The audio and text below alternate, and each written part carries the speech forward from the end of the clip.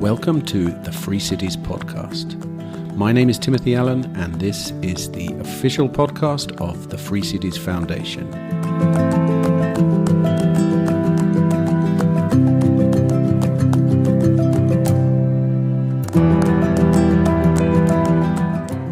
Hello and welcome to episode number 50 of the Free Cities podcast. Well, obviously, it's congratulations to us on making it to our half century. However, personally, I think that the real party should happen at episode number 52, which will, of course, mark the 1-year anniversary of this podcast. Really, it's quite astonishing to think that we've been going for almost a year. I've learnt an incredible amount since speaking to Peter Young, our CEO, for the first time all those weeks ago in El Salvador in episode 1. I've also seen this movement grow quite steadily in lockstep with our listener numbers. The Free Cities movement is most certainly a long game that we're all playing, and I can see that very clearly now. But after speaking about it for nearly 100 hours already on this pod, which is quite hard to believe, my opinion is that the question is now not if, but when. And it may be sooner than you think. Anyway, back to today. And we have Titus Gebel back on the show. Well, I had to have someone special for our 50th. This time we're talking about the update to his classic book, Free Private Cities. What's new, what's gone, and what lessons have we learnt since the last edition was published just over 5 years ago? Of particular interest to me were questions that I had about subjects such as preferred architecture and design of free cities, along with free cities culture, ethics, and we get a rundown of the main innovations that have emerged since the last book. We end by discussing the COVID pandemic and how Titus predicts that a free private city operator would respond to something similar were it to happen in the future. Well, if you're interested in the other 2 podcasts I've done with Titus, look up episode number 36 for a deep dive into medieval city-states, and episode 34 for a broader discussion on the Free Cities movement in general. Don't forget that you can get Titus's new book along with Alex Voss's Strategies for Liberty, Free Cities and Bitcoin, and Calvin Dukes' Entrepreneurial Communities, an Alternative to the State, on the Free Cities website, which is free-cities.org/books. Before you do that though, I would highly advise you to sit back, relax, and, as always, enjoy my conversation with Titus Gebel.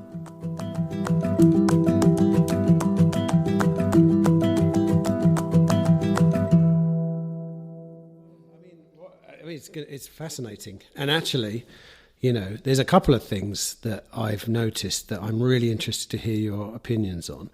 Architecture, culture, and also, am I right in thinking there's a chapter on how free private cities would have dealt with the COVID situation? Yes. That's fascinating. Yeah. What about starting with the first major difference between the original book and the new edition? It's an updated version. So maybe, are we talking whole new chapters? I haven't actually seen it, unfortunately. It's down at the conference, but I haven't got a copy. Are we talking whole new chapters or just abridged chapters? No, we have 6 completely new chapters and 1 chapter went out. And so it's really partly a new book. And this is so because over the last 5 years, I discovered, some items, some issues are important and I should discuss them in regard to free private cities. And that is also a learning process, right? I have discussed with so many people and I didn't, for example, taken much notice of architecture, but I'm not an architect, right? So I said, okay, well, somehow it's done, right? But over the time when I was talking to our supporters, to our shareholders, to our chief architect now, we have a great guy, Titus Gebel from Cape Town, I discovered this is a very, very important topic and we should cover it. And so this happened. And then things like COVID happened, right? We say a lot of people ask me, how would you have dealt with that, right? And so far it is very, I think it was just time after 5 years to come up with something which is filling the gaps.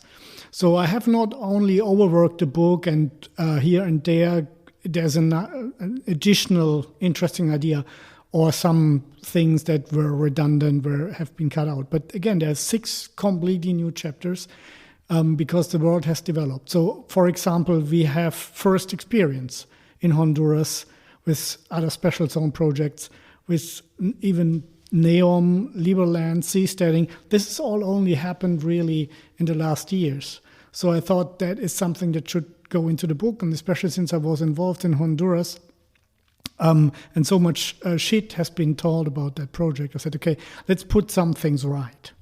And then we have a development in the special economic zone industry towards what I call special administrative regions. And that also is basically getting momentum only after I wrote my first edition of the book. So this is something also we have to cover. And then I found out, okay, ethics is an issue that is probably not adequately addressed with all my ideas so far. And we can talk about that later. And then culture was also something important. So these are things that I said, okay, that's true, right? I haven't said much about that. I should. And that's what I did now. Do you know what I want to know, though? What chapter did you lose?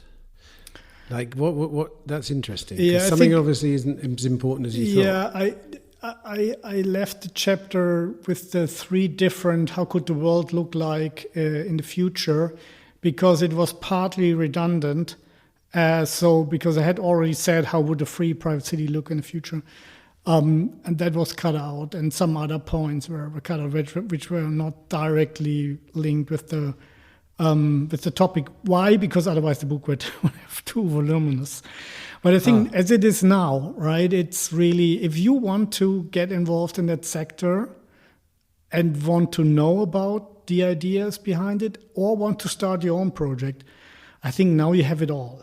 And you can say, hey, okay, let's get some ideas from Tito's book, right? We don't have to take over all of the ideas, but I think it's now relatively complete if you can say that we are talking about forming new societies, right? I mean, this is a big topic. But I think the main things have been covered now, and I think I can say that because it took me 30 years to get the knowledge to write the book, and now I have intensely discussed this with all kinds of people all over the world, and I can say now, probably now we got covered everything. Certainly there are things in the future, artificial intelligence, that will play a role that we don't know yet, but I think if you want to start now, you are as complete as somebody can be. And is it just the free private city model, or are you incorporating now more of the community aspects that we now acknowledge on the spectrum of new communities that aren't necessarily the free private city model and the contract? And are you including that in the book? Yeah, I would say if you have a free city model which is different from the free private city model, you can use many of my ideas and chapters for your model. But I still think that the free private city model is the best for the reasons I outlined before, right? That because you have a contract and the incentive structure is just better. But again, within, for example, taking culture or architecture, that is not unique to free private cities. So everybody can take their ideas and say, hey, we are going to use, from the 32 chapters, 16 is implementation, and we are using 8 of Titus chapter ideas. That is definitely possible. Okay, then. Well, speaking of architecture, because this is, for me, the architecture side of it is hugely important. I'm a pretty visual person, but I also seek out nice architecture in my life. The house I live in is 400 years old. We're about to buy a 500-year-old house, and I'm specifically enjoy the notion of the architecture. And I'm absolutely turned off, for example, by postmodern. Modernism. What's his name? Le Corbusier. This kind of anti-beauty stuff. It really does turn me off, and I know that there's almost a bit of an association between, if it's new, it's a new thing, it's this new way of living, these new models, and people almost expect there to be crazy square buildings in the modernist style, and I think they're very antisocial, really almost that they are anti-human sort of designs. I don't know. What was your conclusion? Basically the same, right? I had a vague feeling, as I told you before, I wasn't really into architecture at all. That was just not my topic. But then I had already a vague feeling that this is ugly, right? What they're producing now with the steel and concrete and glass. And that's why people are all... 1 out of 7 people is a tourist every year, right? Of the whole world. So it's more than 1 billion people who are tourists every year. And they are all gathering in the old places, right? They're going to Rome, Venice, Paris, the old towns, Vienna, and not the new stuff, or only to a very limited. Nobody is going as a tourist to Brasilia, the capital of Brazil, because it's ugly. It's modernistic piece of shit. And then I thought, why is this, right? And then some of our people recommended me some books, and I was especially intrigued by Leon Krier, architect from Luxembourg, who said, look, we have built houses for many, many hundreds of years in a certain type and for a reason.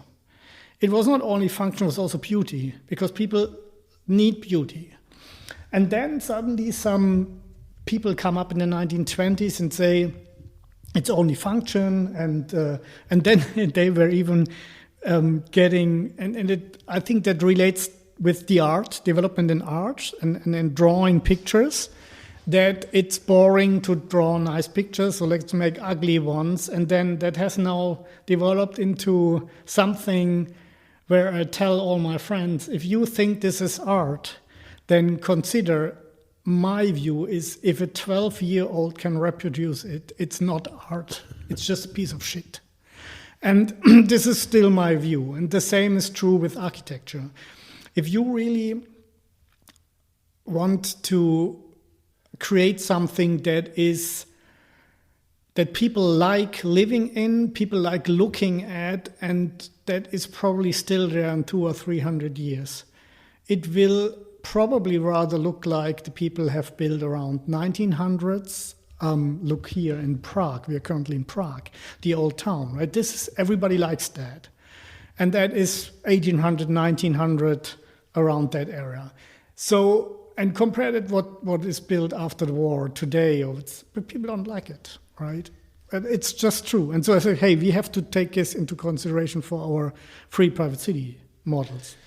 The modernist movement is the kind of culprit here. And in architecture, I think it was a response to the end of the war and people thinking, something's wrong, these things aren't working because we're having world wars. What are we going to do? And the modernists kind of jumped on that little bandwagon and said, architecture's wrong as well, and if your form follows function and all that kind of stuff, rather than what we all know, that I think anyway, that beauty and buildings have a part of their kind of construction which is about beauty. Part of their function is beauty. Mm-hmm. And I just think that whole movement has a lot to answer for. It's destroyed so many things. It's the movement that told us that, and I understand being a contrarian or saying that everything that went before us is wrong. We need to try something new.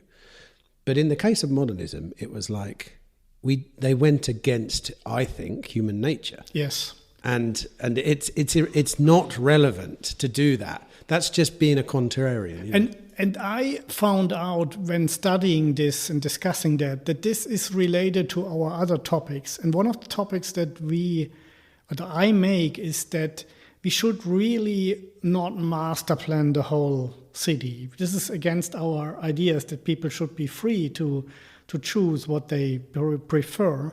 And of course, the concept so far was, okay, we have an inner core of the city where there's more planning because we want to keep it attractive, and we will probably remain owners of that part.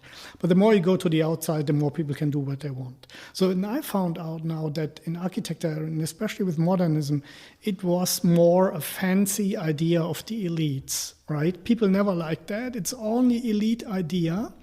And if you only have a small group of architects and writers and journalists and some donors, rich ladies, to say, that's so great, right? You would say today the emperor is naked, but they say it's so great. And then the mayors and local politicians, totally clueless, then they talked after that, say, yeah, it's great. Because everybody wants it. It's in all magazines. But the people on the street, they probably ever disliked that modernistic building from the beginning, from day one, with or without war, right? And so this is a problem. The problem is that there's a small group of people who is shaping the cities of today, and that's not right. A city is only a city for all if everybody has contributed. And interestingly, now that I'm taking care of those issues, wherever I travel, I have open eyes for architecture. And for example, if you go to Brazil, and I've been to Rio de Janeiro recently, and I've looked at the favelas, I must say, this is not unplanned development. And okay, they are poor, but you see the density is much higher, and the buildings are built together. And actually, if they would use better materials, that would be quite beautiful, right? A little bit like in Greece, right? They're also very dense and small houses, but it's a natural development. A natural development does not mean squares and skyscraper 1 beneath skyscraper 2, because people don't have the funds to do that. They would just buy a small piece of land and build a house, and the neighbor would stick their house against it, and that's how our medieval cities look like in Europe, right? And so we at T-Polis, I'm not only a writer, I also have a company called T-Polis who wants to make free private cities and related model a reality. And we have developed a model with our architect that says, okay, if there was a free market development possible over several hundred years, how could this have looked like? And then you get some, of course, this is just an attempt, right? You will never get it completely right because it's more speculation. But you say, okay, you have certain developments over time, over hundreds of years that are always the same. So let's assume we have this starting from now. How would it develop? And interestingly, of course, it depends a lot on topography and that. But these type of cities that are coming out of this model, they look rather like Renaissance or antique cities than the cities of today. The modern cities of today.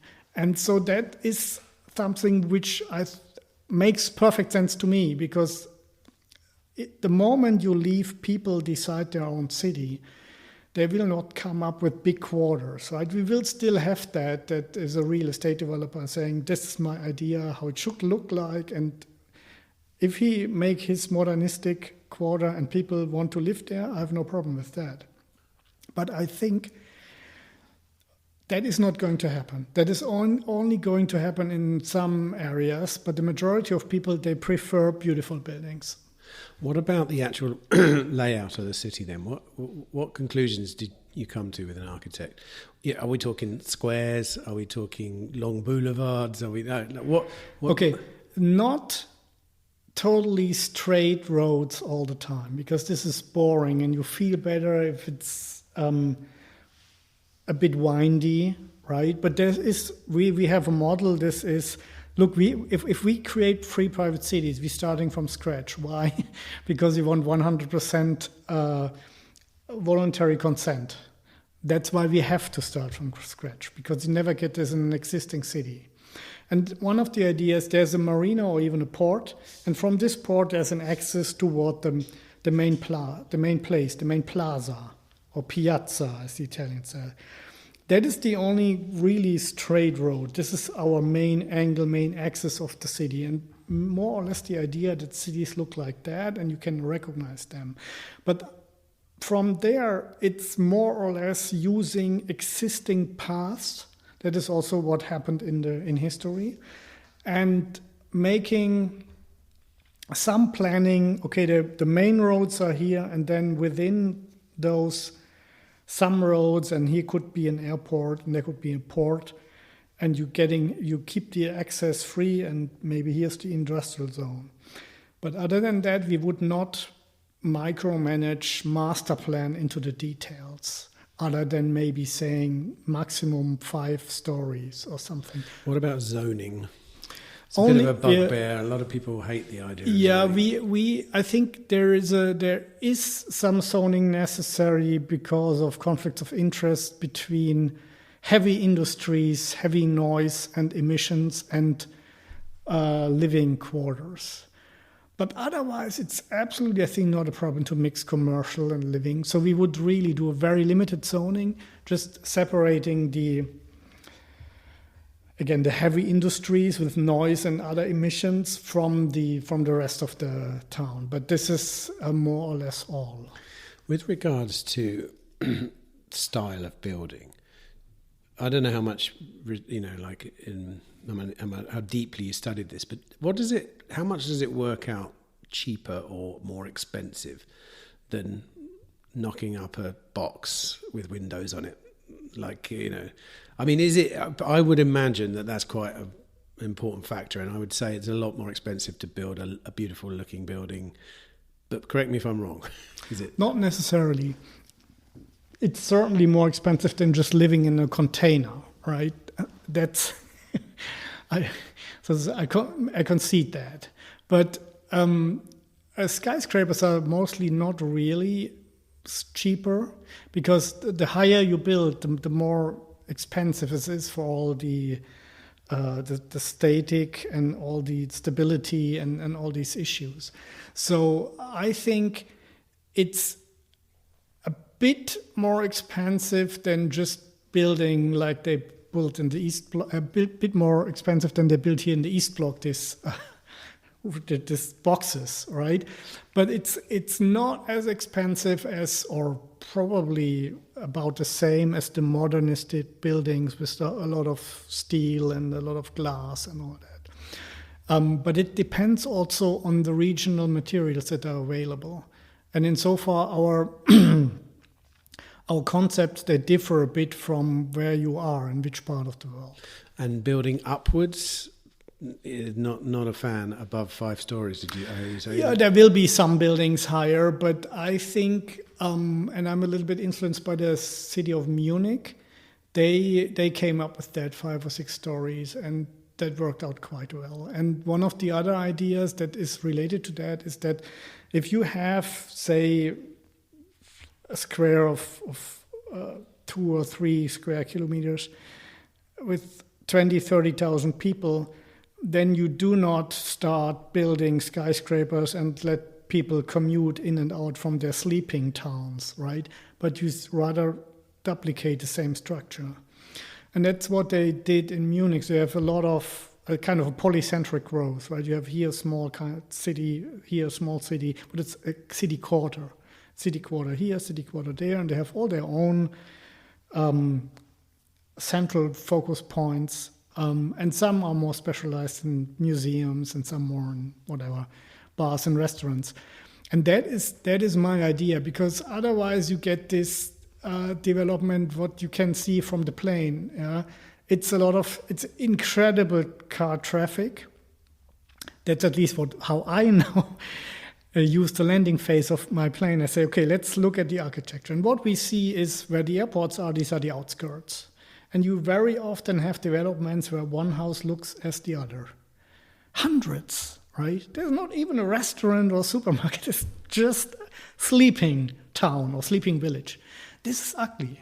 And this is all also against human nature. We want to meet with our fellows, right, and do things. So I think our polycentric idea is much better than what we have today. Today you have downtown with the big buildings up to skyscrapers for work, and then everybody goes in the car and commutes in and out to sleep, and in the morning the same, the other direction. You're losing 1 hour, 2 hours a day for commuting, and then the downtown is empty at night, and at the sleeping towns nothing happens. It's boring. It's a bad combination. Did you write it in time to accommodate the new ideas about working from home and things like that? Obviously, since COVID, some people are going in 1 or 2 days a week that were in an office 5 days a week. So, and that's, I agree with you, that the whole in and out is not only a waste of time and energy and money, but also really decreases your standard of living, because you have to sit there packed on a train for an hour and a half a day or whatever. But so is that something you're thinking about, that people? I mean, I don't know whether it is ever going to bounce back. Maybe in another couple of years, people will be loving the commute again and wanting to go back in. But I know, I mean, and this is very unscientific, but of my friends that used to work in offices, I don't know a single one of them that now works in their office the whole time. They all work from home sometimes.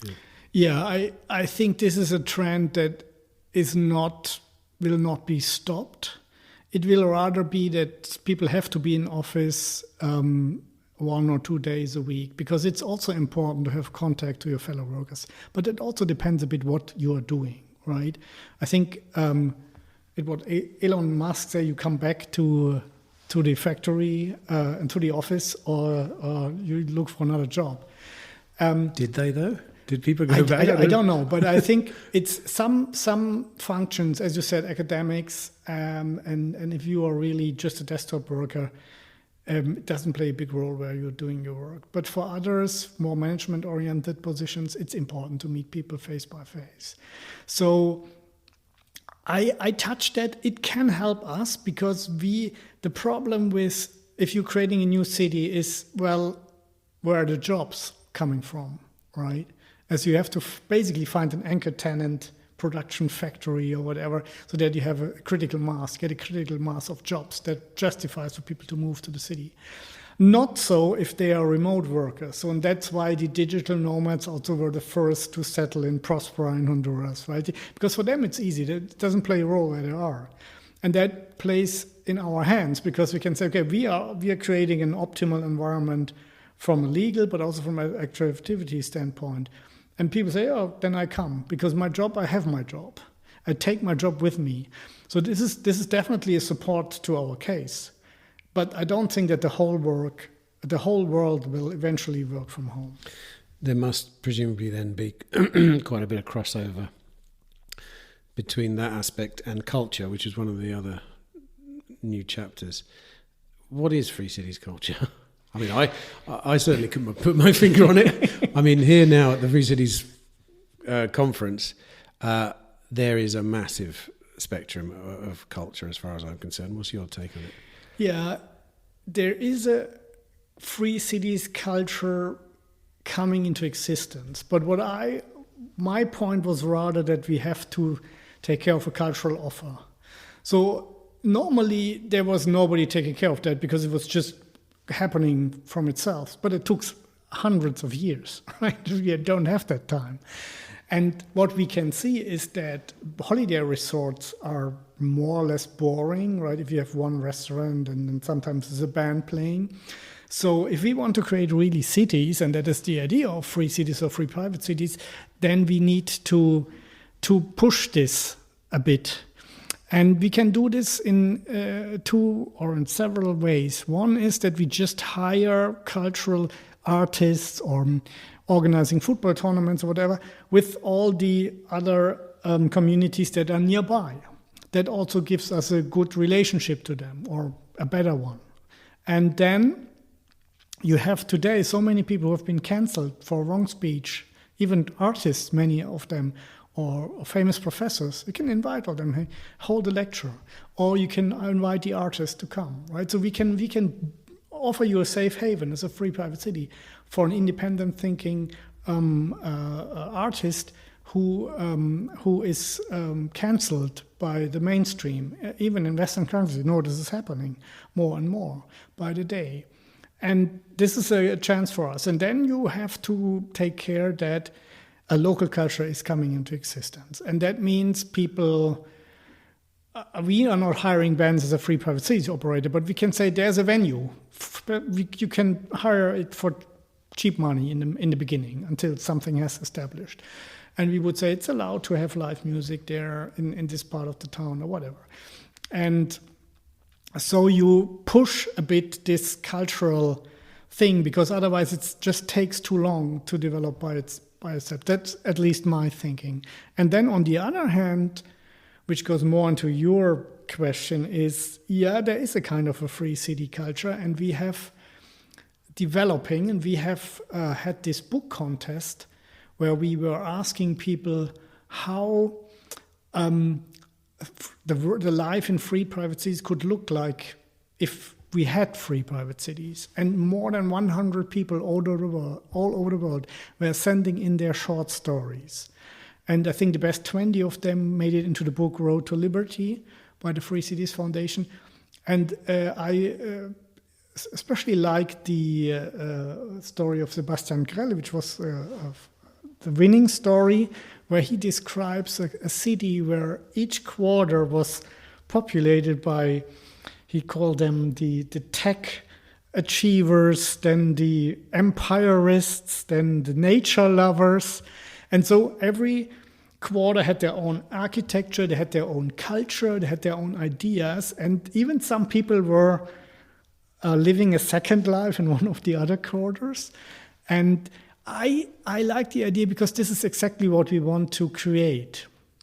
We want to give people, and that's why there is not much zoning and not much master planning, because we say, hey, you just ally with like-minded people under the umbrella of the free private city operator, which is basically protecting life, liberty, and property. But within that framework, you do as you choose.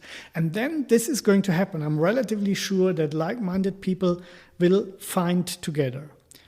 One real-world example, when we had our project in West Africa, which eventually failed because of political change, but we were already far advanced and had a law passed by parliament. We had a territory secured, and then some people from more, I would say, from the alternative yoga scene, they approached me and say, is it possible for us to make our own village there?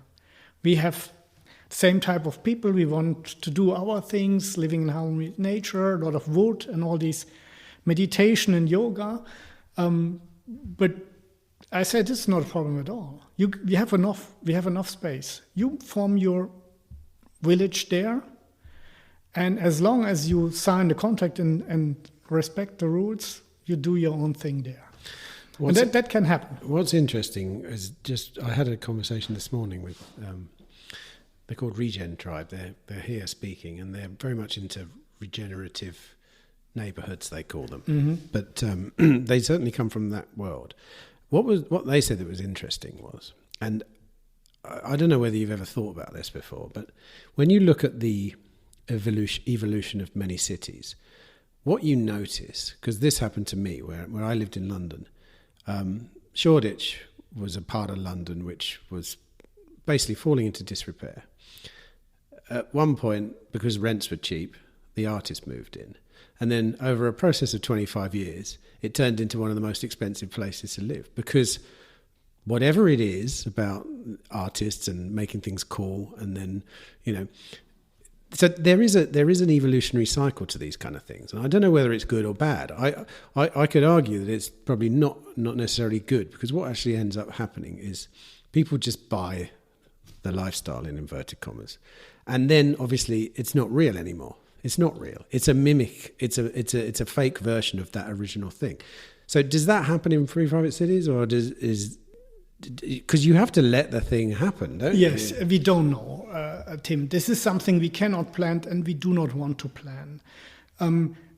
This is also unplanned, right? I mean, especially these artists was going to lofts, right? Old factory buildings. Yeah. Nobody had ever planned that. So we are not going to plan factory buildings so that they eventually are emptied.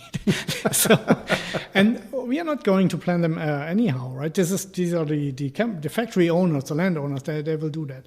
But I think such things will happen. Because people, for example, what we have seen in the past is that when cities were growing, successful cities were growing, and then they were coming closer to the factory areas, and then there were all kinds of disputes, and then factories eventually said, okay, let's sell our land because we get much more and move a little bit far out. And that can happen again, right? This is a natural development, and then two things are possible. Either you keep the factory buildings and make something fancy, or you tear them all down and build apartment houses or whatever.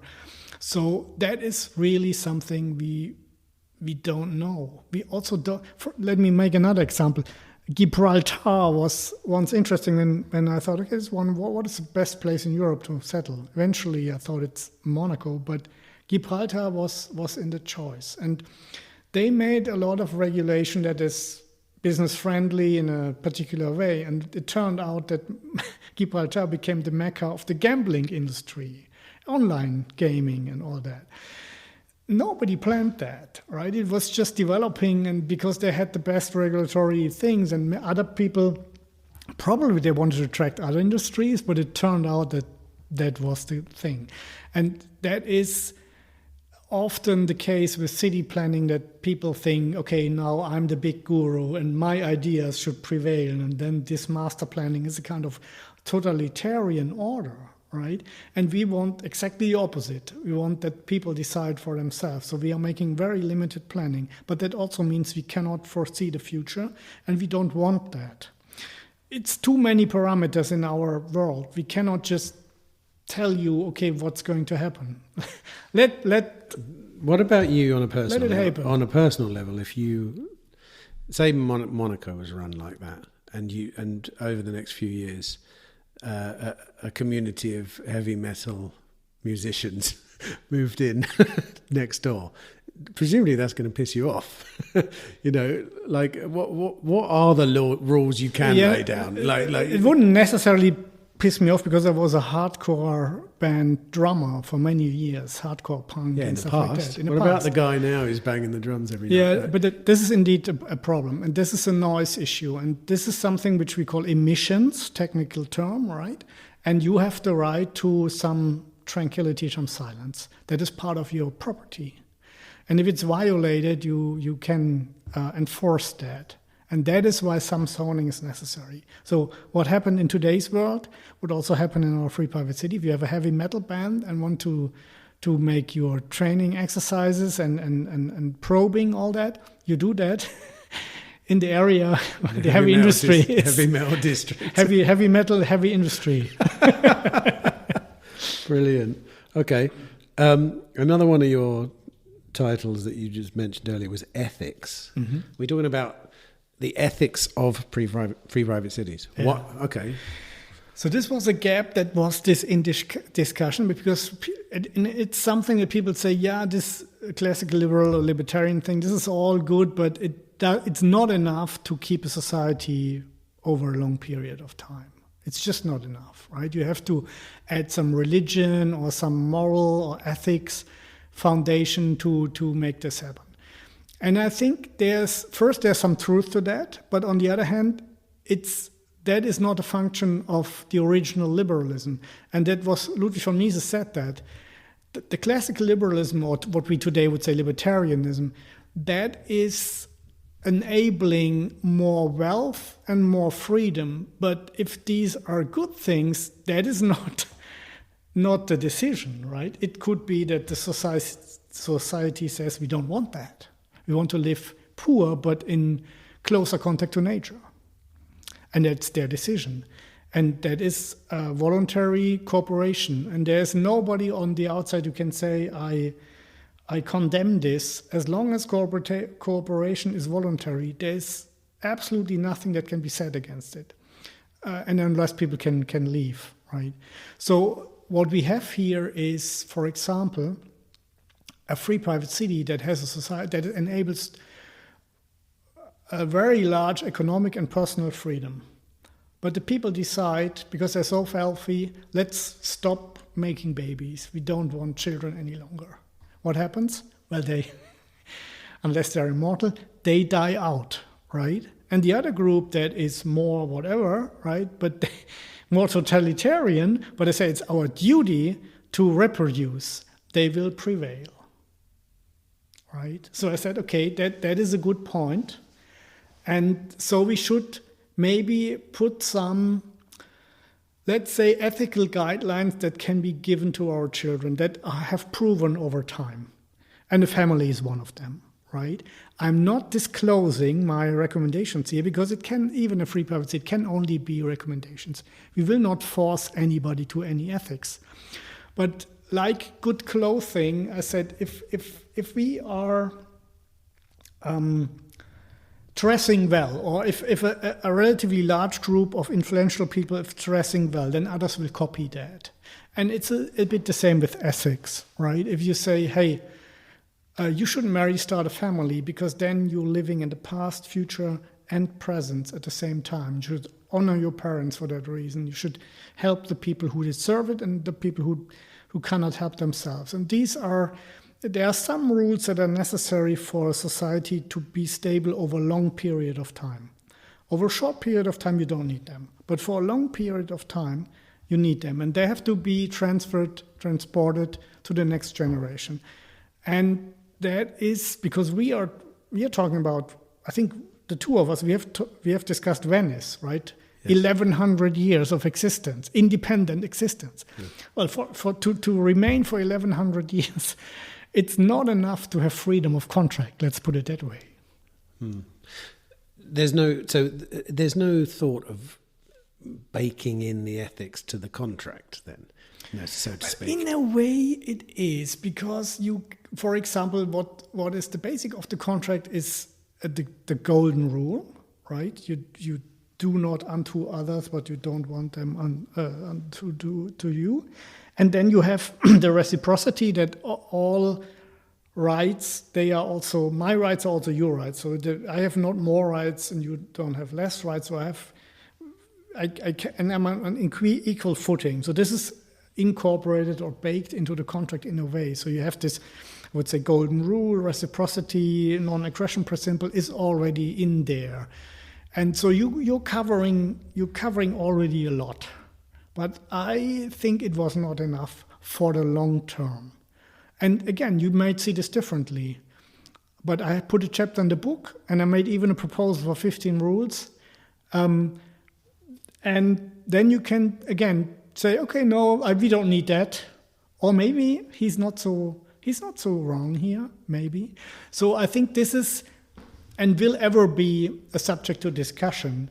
But I thought that something was missing when just creating new societies on a contractual basis, because there are some behavior that you cannot put in a contract, like marry and start a family. I mean, I can't make this an obligation. Right? But the free part of free private cities has to incorporate the non-aggression principle, the golden rule. This is the free part of the free private cities, right? No, every free private city has to really have that backbone. Yes, I think backbone. The freedom backbone, right? The freedom means that you're not forced to things that you don't want to do.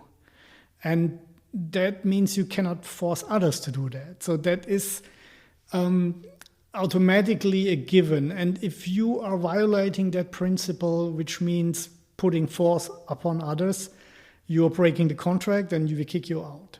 So automatically, I think free private cities will attract a certain type of person that is not running to the state or other big brothers and saying, take care for me and take the money away from others and give it to me, right? These type of people, they know there's no ground for them in free private cities. So you have a pre-selection, but the majority of people, they will probably not think about those things and don't care. They just go there because there's a job there, or like in Honduras, it's safer and better infrastructure. And for those people, I think it's important that you also say there's a certain ethics behind that. And you can also, for example, teach in school or in voluntary lectures, say these are the principles of free private cities, and the golden rule is one of them, that we all have equal rights. That means I cannot just put my will over the will of another. That is an important information. And why have the societies failed? That was always the same, because a certain group of people thought, okay, now we are the rulers, and we make all kinds of ideas work, our ideas, how the world should work. And that's always ending in disaster. And insofar, this is a very important, I would say, insight, and it's also part of the ethics to transport that knowledge. I think this is very important, because we have seen what progressive people in education have done. They're destroying millennia of civilization within decades now, and that can happen again. So I think it's our task to at least tell people why free private cities are what they are, and for what reason we have limited the city operator to the protection of life, liberty, and property. There are some, you have updated, as you mentioned earlier, projects in the Free Cities spectrum. I'm thinking ZA. I mean, when you first wrote the book, ZAs were a thing, but there weren't any being built. Is that right? Yeah, it was so that I was already approached in 2016. The book was first published in 2018. So while I was writing the book, I was approached because I was holding some speeches in microstate conferences and things like that. So one group that set up what is today Seasteading Prospera, had another name back then. They were approaching me and said, look, Titus, the problem with the Seasteading law is this is a top-down approach, right? There's a big governor called technical secretary. He's making all the rules. And then there's a state commission that approves the rules. There's zero participation. There's zero private governance. Can we implement your private governance idea into the Seasteading model? And I said, yeah, of course. And I looked at the Seasteading law and say, wow, this is giving a lot of autonomy. There's an agreement of coexistence mentioned. That's my citizens contract. And I said, yes, I'm in, right? I like your project. I want to support you guys. And I invested, and then even became closer, finally chief legal officer, to making that happen. But it took us until the end of 2017 that the first Seasteading, which is today Seasteading Prospera, was approved. And then 2018, my book came out. And Seasteading Prospera used some of the elements I'm proposing, like the citizens contract is a very integral part of the system, but it's a hybrid system. You still have the old technical secretary system, and then there's a city council now. So it's a little bit a mixture between a charter city with a charter and a free private city with a contract. So it's both, actually, a strange hybrid, but that has historical reasons. And other things were that basically there's guarantee, a legal stability guarantee in the contract. Then you have the idea that a private company is doing basically all the administration. The government of Honduras at that time said, but not the police and taxes should be collected by officials, not by this private entity. But this is more or less the only thing that isn't privatized, but it's done by city officials, if you want. So I would say that is a lot of things were happening while I was writing the book, and some things were already there. Some of my ideas were taken over, and to a relatively large degree. So if people ask me now, is there a free private city already existing? I said no, but you have these interesting city models that have elements of it, and they're coming relatively close to it. And then you have Dubai International Financial Center also coming relatively close to it. And so the interesting thing is that the second Sede Morasan, they took over these ideas more or less from the Prospera, that's the city council and the contract and all that.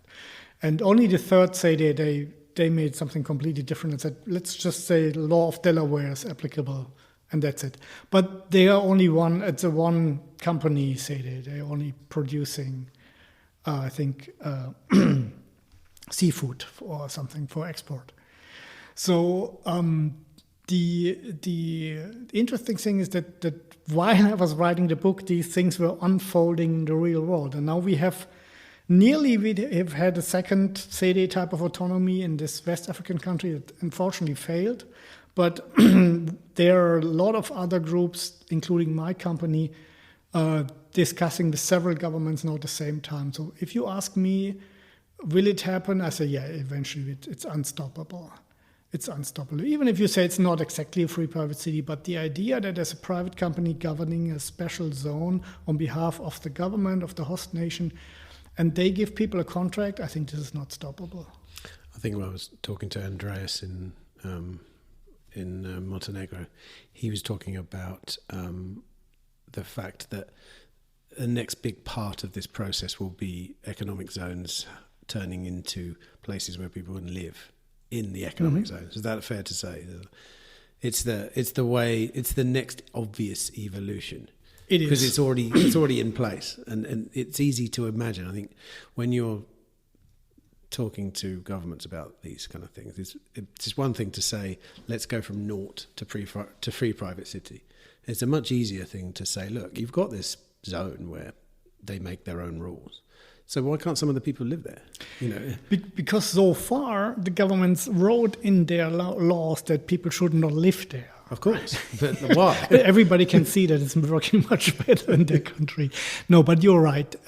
Joke aside, this is definitely evolutionary, the next logical step, right? You started with, this is also something I learned from Andreas, right? It started really with free trade zones, free trade ports, free ports, right? Then you had some light manufacturing, then heavy industries, and then suddenly, which was considered totally new and unique, services in a special economic zone. Why that, right? Tourism zones even. And then the latest development was the international financial centers, which started in Dubai, but now they have copycats in Abu Dhabi, in Kazakhstan, and somewhere else. And there's exactly, this development happened exactly there that you described, that they first started with the National Financial Center, banking and all these stuff. And then they said, okay, people could live there. But the people said, hey, I don't want Sharia law not only for banking, I also don't want it for family law. And they said, okay, let's make a common law-based family law for the DIFC, for the Dubai International Financial Center. And now they have restaurants, art galleries and everything. So it's becoming a city. And that is, as you said, it doesn't make sense. You have a great economy here. Why commute? People should live there. And then you have this, what also is a natural development. People want a certain set of rules, especially expats coming with some expectations, the high potentials. They coming and saying, hey, we want some special rules for us. And then the reasonable host nations say, hey, why not? We want those people here. And I think so. It's, even if I wasn't there with my coming now from the freedom side, right, and not from the special economic zone side, we are now meeting in the middle. Even if I wasn't there, I think this was going to happen. It probably would take some years longer to come to the idea to make a private governance system based on a contract, because this is really new, but it's more or less natural in the rest of our world. Service contracts are nothing totally extravagant, right? It's daily business, but not in our system of living together yet. And I can tell you that the idea that, I'm talking to governments on a regular basis, the idea that a private company is managing this on behalf of the host nation's government and giving contracts to nationals and foreigners as well is acceptable. It's acceptable to them, and they say, oh, that makes sense. So I think it's coming. It's not. They are not going to stop that. What about some of the other projects then that you've had to update? I'm thinking Seasteading. Seasteading. We had this incident in Thailand, which is a bit in a history of attempts to get freedom from nation states. They end up in violent violation of existing laws by the states, right? But that's how it is, and that's why I recommend, we have seen it in Liberland recently, that's why I recommend you better make an agreement with a host nation instead of going secession or saying we are totally independent or it's terra nullius. What happened in Thailand?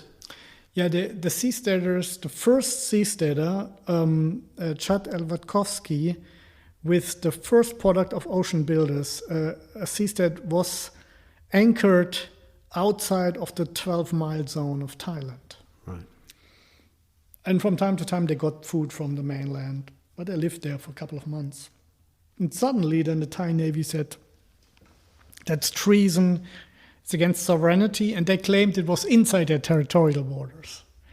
You still have this exclusive economic zone outside of 12 miles, but it hasn't much meaning in this circumstance. So they lied, right? They lied. They said it was inside, but Ocean Builders have published the location, so it's clearly outside. Not much, but it's clearly outside. And so they towed it away and destroyed it and said that a treason and death penalty, a threat and all that. So the people had heard, on the seastead, the couple had heard of this before by some sources, so they could escape. But that shows you that it's a little bit like the Minerva project. I think it was in the 70s out of off the coast of Australia, where they had a reef which was basically underwater, was 1 or 2 meters underwater, and they claimed land by putting a lot of sand. It was a very expensive undertaking, I think 100 million or so at that time. And the neighboring states didn't like that. So eventually Tonga claimed that land, that it's ours for historical reasons, right? And nobody helped them. So because Australia and New Zealand also didn't want to have a new country there. The same as the Rose Island in the Adriatic Sea. There's a Netflix movie. They all had the right on their side, and I think this is the same with Liberland today. The legal position of Liberland is consistent, right? They say this is clearly what Serbia is not claiming that land, and Croatia neither, right? But the Croatians say, well, we don't care. But don't make a real argument. They just don't do it. And the same happened in Minerva with Tonga, the Navy, the small Navy sent a patrol boat. Rose Island was destroyed by the Italian Navy. Seasteading was destroyed by the Thai Navy. So we can now complain about that and maybe start a big procedural trial at the International Sea Court in Hamburg, where the question is, do we have legal standing? Probably not, right? So the seasteaders now think, no, we have learned from that. We have now a flag. We're going with the flag of a country, so we make an agreement with the country. They have kind of agreement with Panama now. I think this is the right way to go, right? Not confrontation, but just a agreement with countries, because they have the bigger stakes at the end of the day, and they don't care if you are right legally or not. Well, interestingly, of course, as well, in Prospera, they have now a problem with the government, even though they had an agreement with the government. But what's also interesting is they have a pretty watertight legal argument, exactly, which is much better. Yeah. This is much better, and that is two things. One, it's still there because they have this legal protection. Second, they have legal standing. They could sue Honduras in front of the International Court or International Arbitration Court in Washington, and they could only do this because they had this agreement, right? So in so far, I would say this is a clear showpiece that worked even in difficult times, because otherwise I would say if they had no agreement with Honduras and were claiming they were outside territorial waters, so they would just say, you know what, we send the army and then you disappear. And in this case now they're still abstaining from sending the army because they know, okay, actually they have a legal position which is even in our constitution, and they have a law, and they have all kinds of guarantees, and very, very difficult to get rid of the existing zones. And I think this is also something which we all are watching and seeing. I helped also creating the legal framework, but the basic groundwork was done by the Hondurans themselves by saying, okay, even if the law is withdrawn, you will have another 10 years, and unless you have a contract saying more than 10 years. And they had an international treaty conducted with Kuwait saying they should have 50 years. Right? They did well. The Honduran founders of the CEDES, they did well. They were all jurists. They know what they were doing. They were all Hondurans. They knew their country. They knew that can happen. The next government will try to destroy everything. And so they put very good protections in place. I mean, I suppose it's at the end of the day as well, it comes down to basic human nature in a way. If someone, I mean, in the eyes of the state, let's say, if the state thinks it owns somewhere and you go in and say, no, it's mine, of course they're going to have to do something about it. That's how the mafia works in a way, isn't it? It's like, whereas if you go and say hello and say, look, we want to do this, how do you feel about this? Let's come to an agreement. Then you're in much better standing. And now, as we can see, and this is the great thing about, I think, the Free Cities movement is every year that passes by, you get more information on what works and what doesn't work. Yeah. And it's nice to see. It's really good to see because you actually are building up a thesis on how this stuff works. And that's exactly why I wanted to include this in my new edition of the book, The First Experience, to learn from. And we have a lot of experience from Honduras. We have some experience from Seasteading.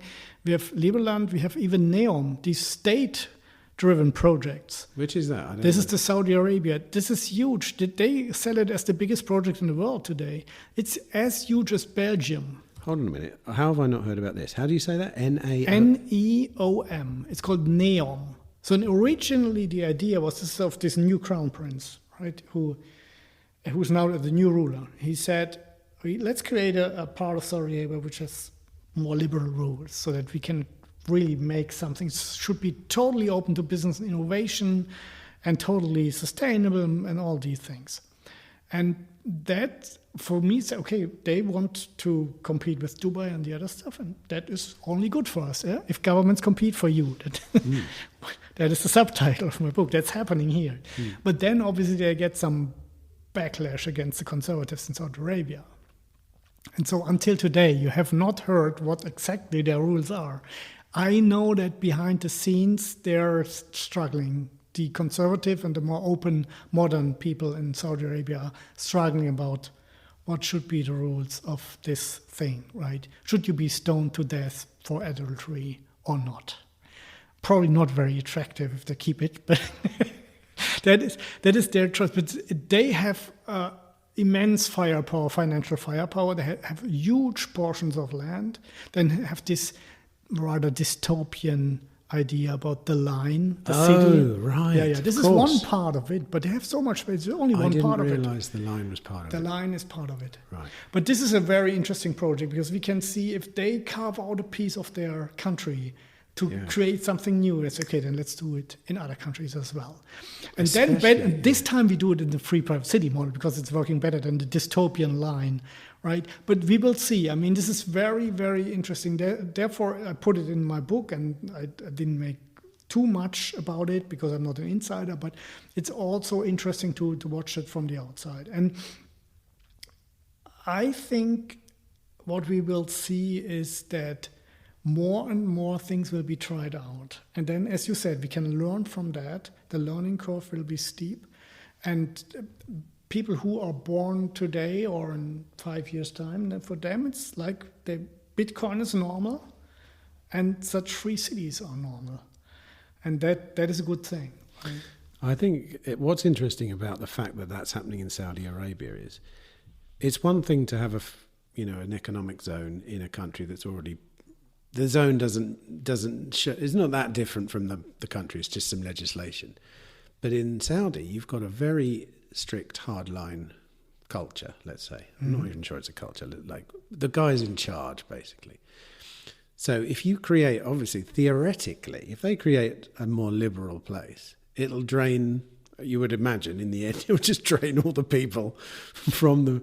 I mean, history kind of does show that people don't like to live under authoritarian regimes. So, but here's the thing, they get a lot of goodies for that, right? Which they may not get in Neom. Right. Such as, you mean like social... Who knows? I mean, this is maybe so attractive that nevertheless the good people will leave. What do they get under the regime, though? I think they get free healthcare, free pension, free everything. Right. I didn't know that. Yeah. Okay. Yeah. I mean, I spoke to the guys that designed Morazan. We had them on the podcast the other week, and I was talking to them about the line, and they told me in not too many words why it was a terrible idea to have this long line of things. Like, it was like, wait a minute, they had so many questions. How are you going to live in this thing? What do you and I'm not, I don't know, maybe it's someone's idea, obviously. This anti-human, we destroying nature and therefore should be gathered on a very small place. Yeah, but a line?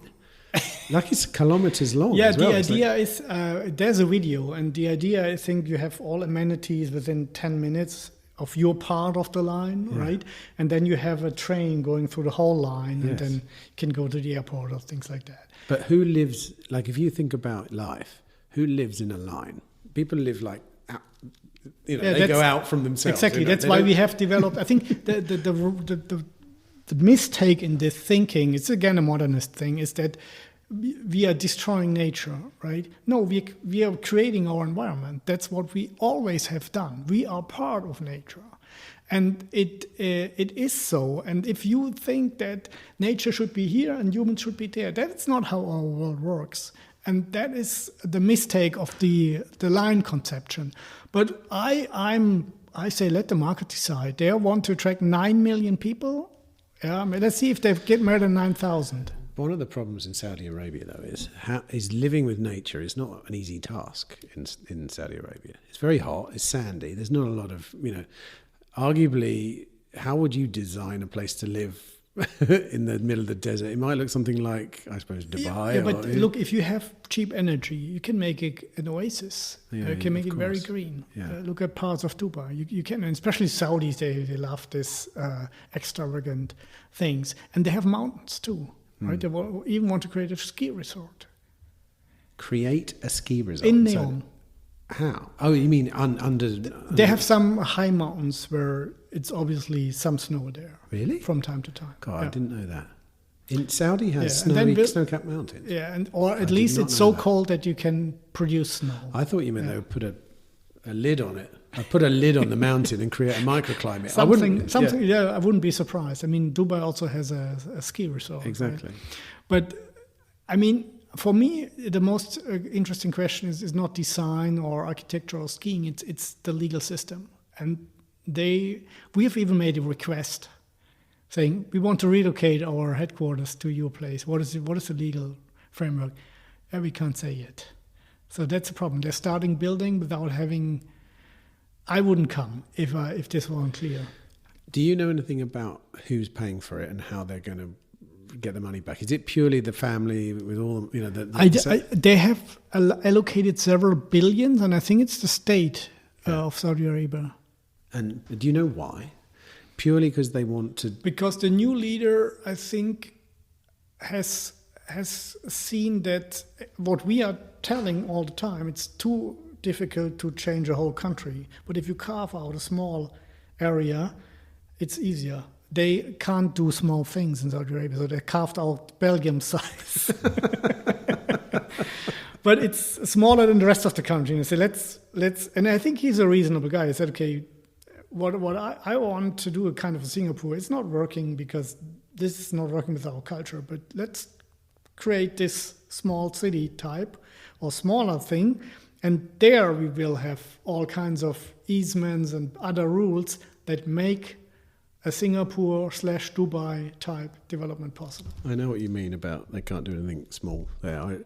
I had similar. I worked in Qatar once when setting up helping to set up their natural history unit of the filming natural history unit, and we were doing some filming out in the desert, and we needed power, and I remember just saying we need power out here, kind of thing, for these shoots that we were doing. Next thing I know, they'd laid like 3 kilometers of cable under the sand, and it's like, I was thinking more like, let's get some big batteries out there and stuff, but it was just like, no, and it all happened so fast.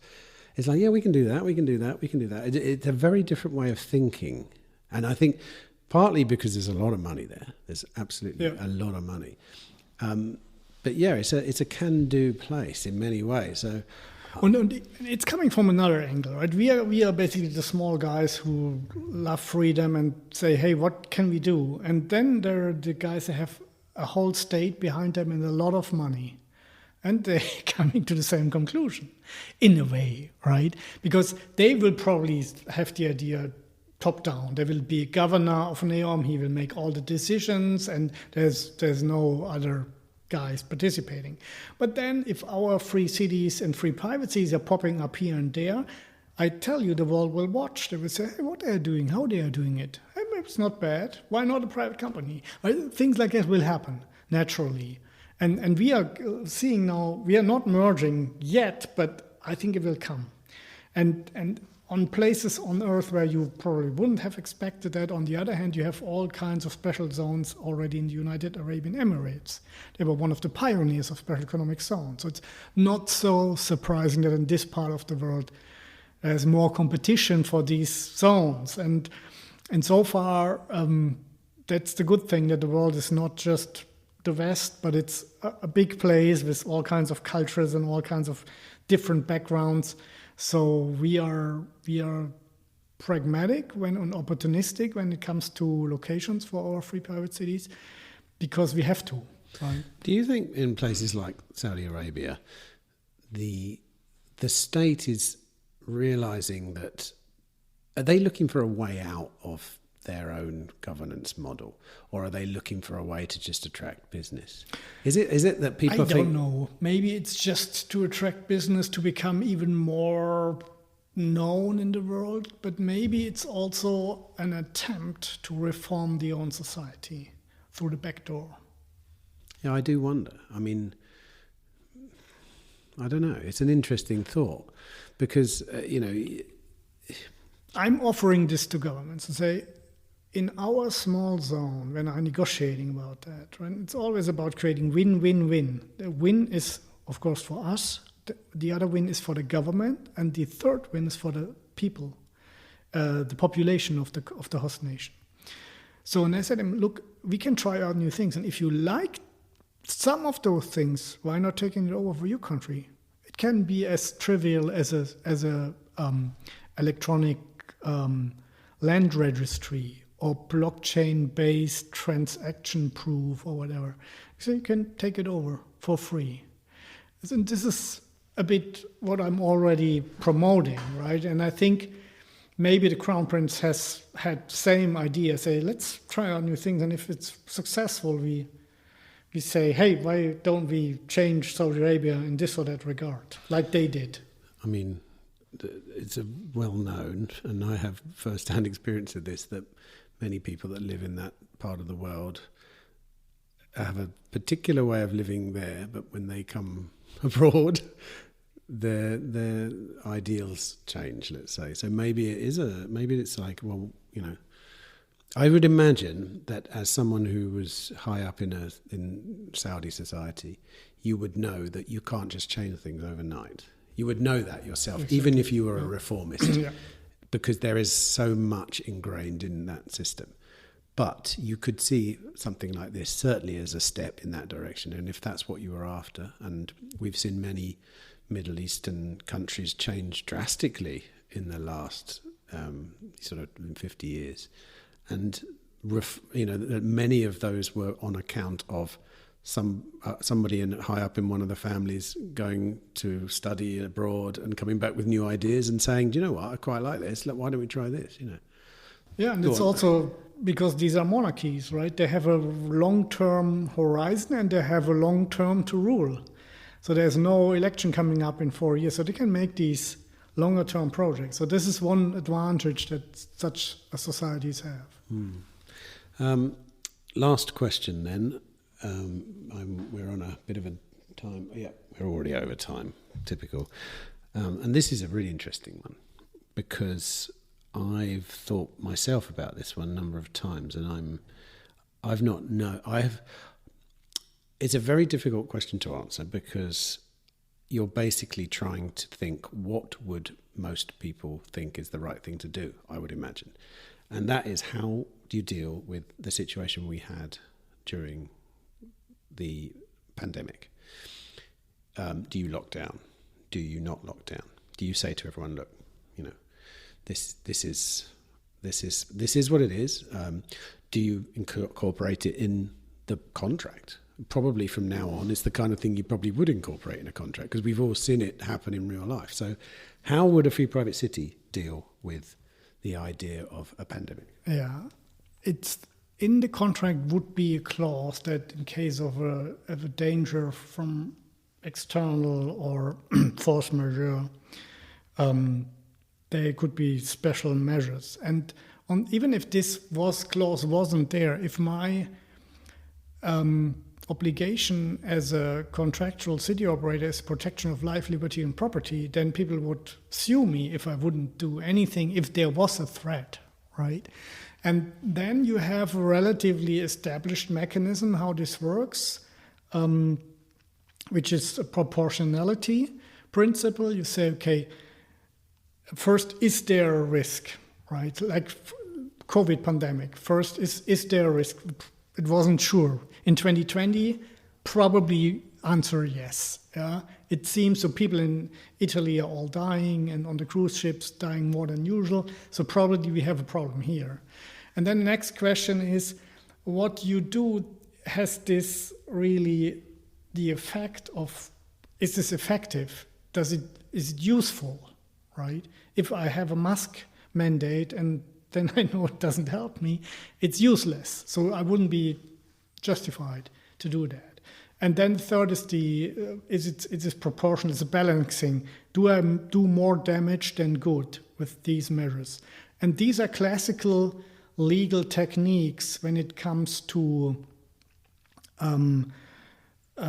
state monopoly of force power in certain circumstances. So what we would have here is a purely contractual relationship between you as a citizen in a free private city and me as a city operator. And let's assume we have two neighbors, Annie and Peter. And Annie is totally frightening, saying we will all going to die from this COVID. And Peter says, no, it's just the flu. It's made up by the media.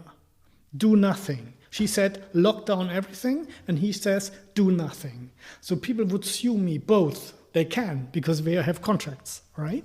So I'm caught between a rock and a hard place, but it's not a bad thing compared to the states, because I really have to take care that my decision is balanced. And I write this in the book, in the new edition, that we would probably in the first time have said, okay, it's dangerous, so we would at least recommend that people don't gather together. There would be no gathering under the free air. What we can influence, and then if the school wants to close, it's up to the school, right? We are not interfering in that because we don't know too much. But then in the second phase, when we had this great Barrington Declaration and first insights that, yeah, it's real, but it's not a big danger for young and healthy people. It's more a danger for the old and people who have illnesses before. And then you would say, okay, we can then make a special protection measures for these people, but leave the rest of the people alone. And then I would also probably could win before a court or arbitration court against any, because any, of course, would say, no, you have to lock down everything and everybody must wear a mask, even outside. And then I could say, look, here are Stanford University professors saying this and that, and here's evidence that this is enough. A mask doesn't really help, and therefore there will be no mask mandate. You're free to use a mask. You're free to vaccinate you with whatever you want. And I think then at the end, I would probably not have done lockdowns. I would not have done mask mandates and not forced unvaccinated people out of their jobs or out of the restaurants or bars. This is, now in hindsight, it's easier to say, right? Because sure. At the beginning, it wasn't sure how dangerous this was. And maybe we have another virus coming in some years that is really dangerous. But then again, you have these measures. Is it effective? Is it useful? And is it proportional to the damage that is done? And this balancing act was not done by our governments. They just locked it down. They didn't care about that people were losing their jobs, that they were, the children were not going to school and had problems with their developments and all that. Didn't care. It just was political power. And they would not basically stop or withdraw the lockdowns, because if then people died, the press would have said it's because of you relieved the lockdowns too early. So they better are in place because you don't see the other people dying at home or being basically frustrated at home. And this is not going to happen in a free private city because people would sue me, and rightly so, right? Because in case of doubt, it's for freedom. And that is a principle. This is baked into the contract. So this is the situation. So it's not I have basically the receipt for all problems and it's not a problem. No, it's always a balancing act. But what we have seen in the reality with COVID was that there was no balancing act at all. They were not calculating their damage against the usefulness, which just said it's just ordered. In the beginning they said, and if we don't do this, millions and millions of people will die. Okay, but then after you see that people didn't die in the millions, then why didn't you change then, right? And so if you are permanently under fire from your own residents to do more, to do less, you are forced that you balance it out. And I think this is the big advantage of free private cities. And like you say, there's an underlying principle of freedom, which you don't really get you don't get in the UK anyway. It's not there any longer in Western states, unfortunately. What about the idea, though, that and I see that how the legal system can act in everyone's best interest here, rather than someone in the state just saying, yeah, just do this. We say, well, how would this work legally? Why doesn't the lady in your example, why isn't it put on her the onus to look after herself? So, for example, if she thinks this is a terrible virus that is going to kill everyone, that's cool, but stay indoors then. That would have been our argument, right? You can say, okay, if you are afraid, then you put all masks and all clothing that you want and vaccinate you with whatever you want. You stay at home. It's not your problem if others go out, right? But this is, of course, then something to a degree she or her lawyer would have argued, that this is basically my freedom now inflicted because I cannot move freely. This is interesting though, isn't it? Because everybody is forced to be vaccinated. I can move freely. But exactly, does everyone have the right to walk freely in a pandemic? Like legally speaking, you would have thought the only people that have the right to legally walk... speaking, yes, you have, because it's the only thing because it's your body, right? If you want to go out and die, that's your choice. Yes, that's what I mean. But, yes. But that works the other way around though, doesn't it? It's her choice to not die. No, this would have been our argument. But the thing is that she would have said that if everybody had a mask, I could go out, and so you should, and also it's helping all us, right? Yes. And one of the things was people were saying, if you're vaccinated, then you cannot basically then inflict others, right? Which was not true, Yeah, but that was the true. claim, right? And let's assume there is a disease which is killing everyone quickly, right? And like the plague. 1/3 of population died out. So if this was the case, then I think it's justified to restrict free movement. And you say, because you are infected, everybody that comes in contact with you will die. And you will die next week. And they will then die a week after. But this is an extreme situation which was not given here, right? And so far it's freedom of movement. If you take the risk to go out and be infected on COVID and then maybe die or whatever, that's your choice. Yeah. Right? But also, I've got the distinct feeling that if it was as serious as the plague was back in the day, people would be making the choice to stay at home. There would be absolutely no, and if they realised masks didn't work, they wouldn't be saying everyone needs to wear a mask. They'd be like, I ain't wearing a mask because it doesn't do anything, you know. The market, again, is telling the truth. If COVID was really, really so dangerous that it was promoted as, people would, on the black market, get vaccination stuff. Now, what they did get on the black market in reality was passes saying they were vaccinated despite they weren't. Yeah, The market shows you. Yes.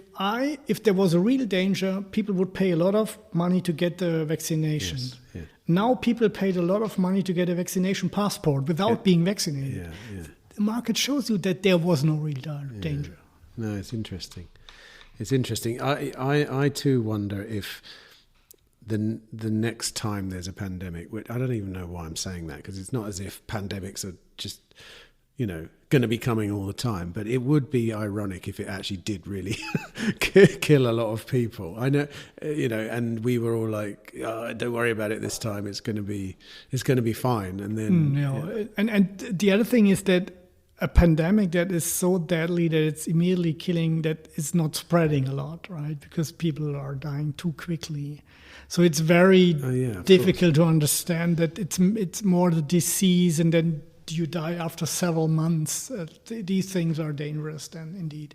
But you are right. We would then behave differently. I think so. I think definitely. I found the whole situation. Do you have your own personal opinion on why states almost universally did the whole thing terribly?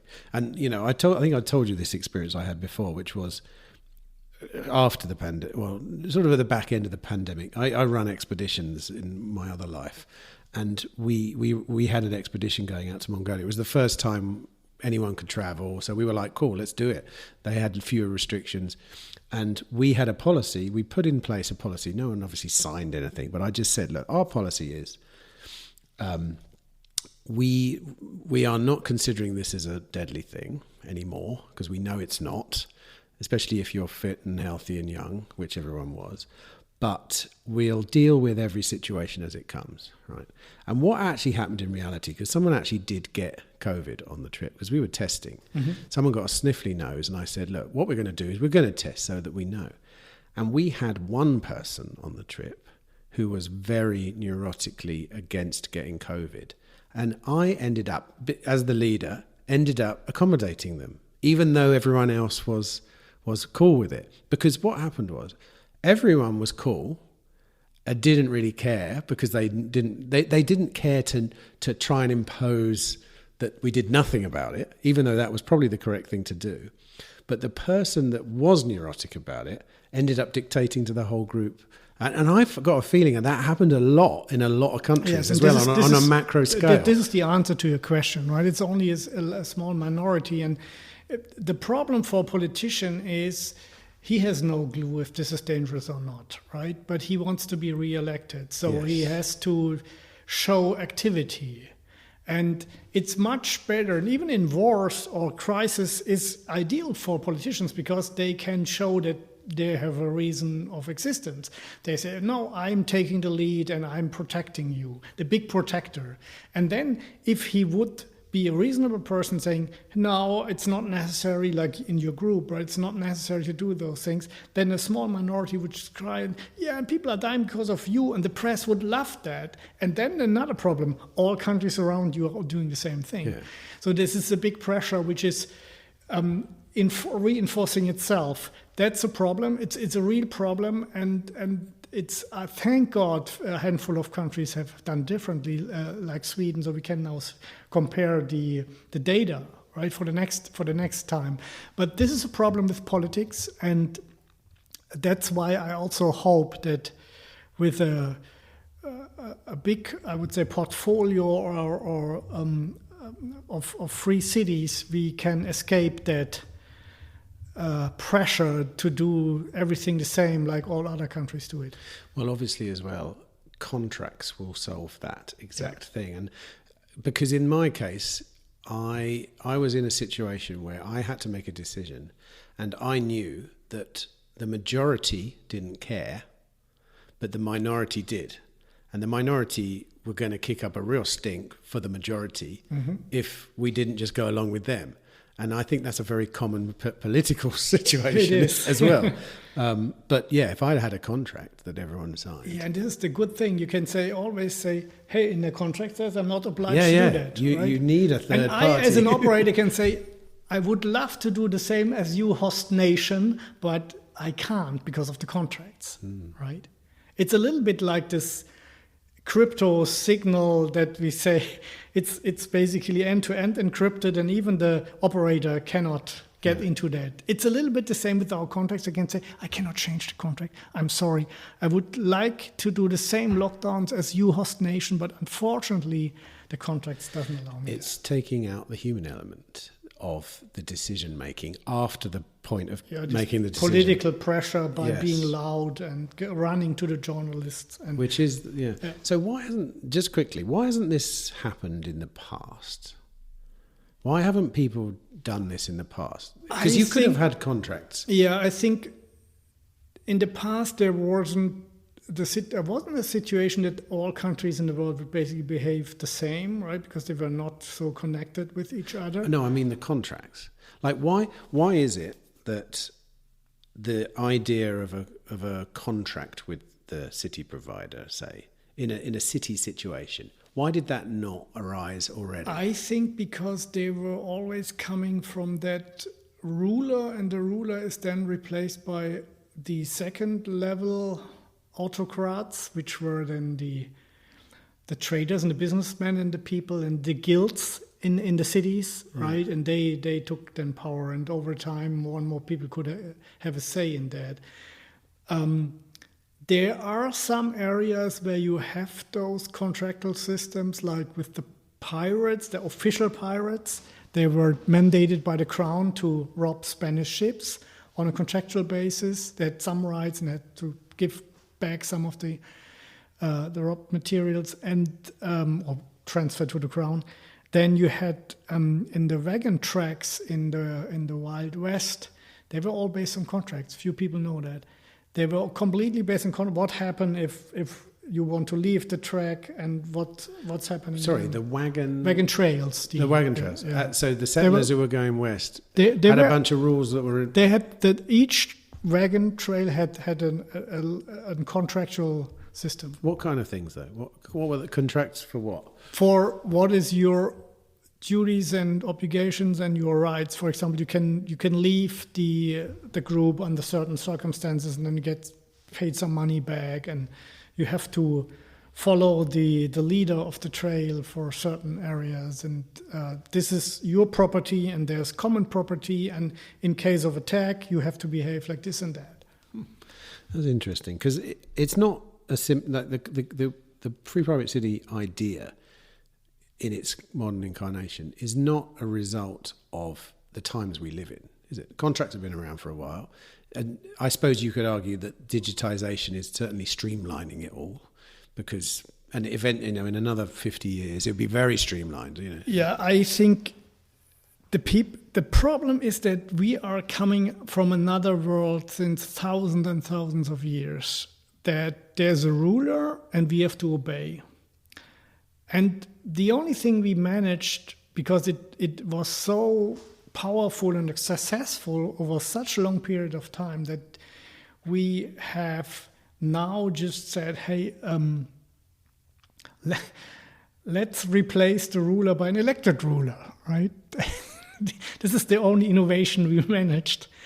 But the idea that there's not necessarily a ruler at all, but a service provider, this is just, it's too new. It's too far away from our thinking. But interestingly, as you said, the service comes around. That's my car trader example. You say, you go to a car dealer and say, I want to buy a car. And the car dealer says, yes, you can buy a car, but here's the conditions. I choose the model, the color, the motor, the interior, and the price you have to pay. And you said, are you mad? But you would accept, you're not accepting that, right? It's crazy. But you are exactly accepting that in your relationship to the state. When it comes to the services you get from the state and taxes you have to pay. It's exactly that relationship. They decide everything, including the price you have to pay. And you must buy. And that's why I try to tell people, read my book, look, this is what I'm proposing is a model you already know. You haven't just used it for this market of living together. But we can. And my explanation why this has not been recognized before is because it's just unthinkable, because we are so used to this. There have to be rulers, powerful rulers. Today it's more the wise rulers, but it's the same, right? We cannot decide for ourselves when it comes to living together. And I say, why not? Yeah, but why now? Like, what is it that has triggered this? The pressure, pain. Really? Pain of the current Western democracies becoming more and more authoritarian states. But, I mean, authoritarians have been around for thousands of years, haven't they? Yeah, but, I mean, you would not have been cancelled your bank account for just speaking out against the government. That was not the case 20 years ago, right? And things like that. It has become much more strict. Even I know that a lot of people deny that, but I can say that's objectively the case. The corridor of allowed opinion is very narrow, much narrower than it was 20, 30 years before. I can say out of own experience from a Western country.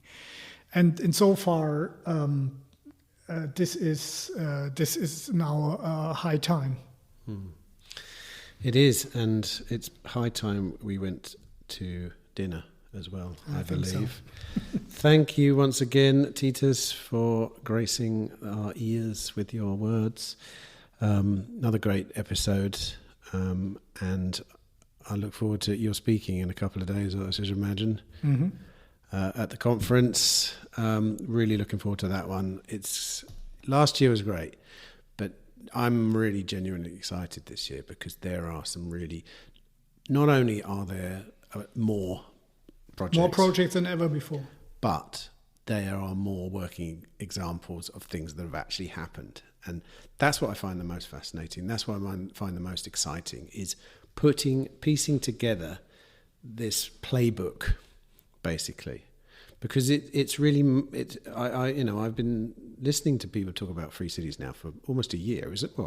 It was after the last conference that we started the podcast, and I have to say I was curious when I came, but I thought I didn't understand how important it was. And now I'm fully invested in understanding how important it is to work out how we move forward with governance. Absolutely.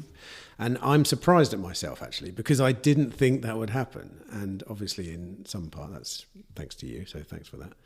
But really I am intrigued now beyond, I'm working for the cause 100%, because I think whatever transpires is important, and it's not just the successes but the failures as well, to know what it is we're supposed to be doing to create these better societies. Yeah, and this is one of the advantages of our times. We are all connected. Right? We can learn quickly from failures and successes.